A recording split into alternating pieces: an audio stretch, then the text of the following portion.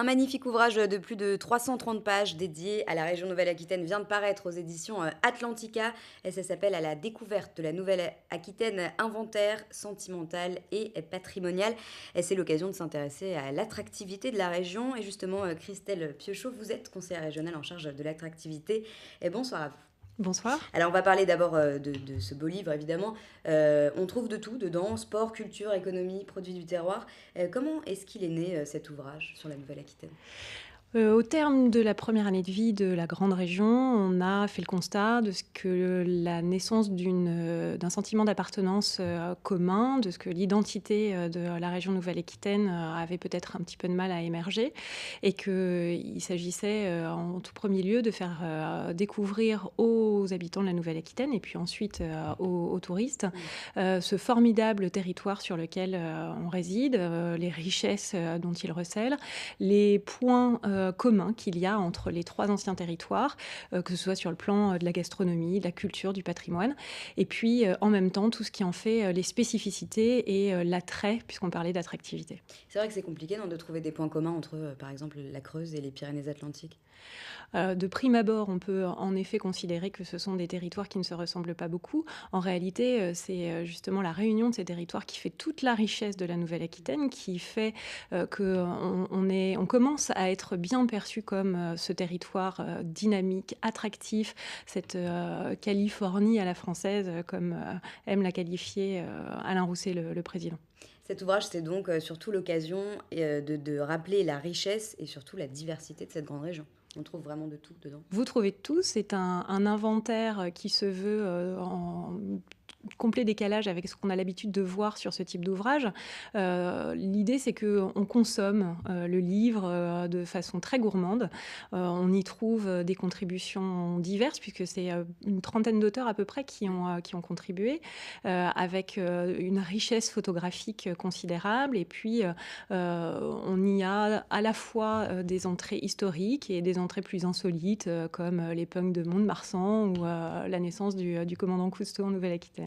Est-ce que ça s'adresse seulement aux néo-aquitains ou c'est aussi ça peut être un moyen de faire connaître la région à d'autres personnes qui n'en font pas Oui, oui, partie? l'objectif est double, hein. C'est, à la fois de s'adresser aux néo-aquitains qui, leur permettre de s'approprier leur territoire, d'en être, les meilleurs ambassadeurs et puis évidemment, à l'échelon, extra-régional, à l'égard des touristes qui, à travers ce livre, pourront, avoir envie d'aller découvrir l'ensemble de son territoire. Alors vous, vous êtes donc, conseillère régionale en charge de l'attractivité.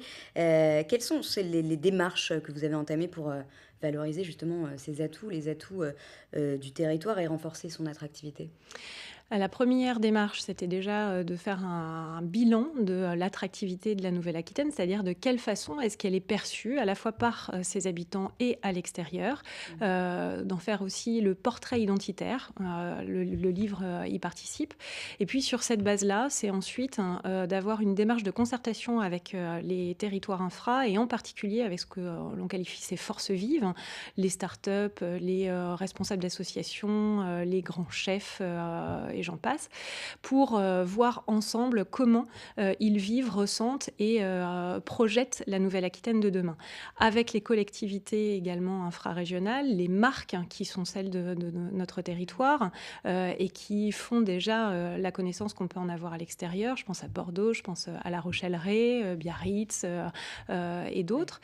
Et à partir de là, par rapport aux objectifs que l'on s'est fixés, déjà d'une part conforter la position de leader qui est la nôtre en termes d'attractivité résidentielle, en termes Oui. d'attractivité touristique des Français. C'est la région vers laquelle les gens migrent le plus pour s'installer? Entre autres, l'objectif, c'est justement de conforter cette place et de développer sur le plan notamment de la création d'entreprises, hein, de l'attraction des talents et donc ça passe à la fois par des investissements, sur le plan économique, mais surtout par une mutualisation des forces, par Oui. le fait de rassembler les acteurs pour on ait, la possibilité d'avoir une force de frappe et en particulier, à l'international, qui soit, la plus importante possible.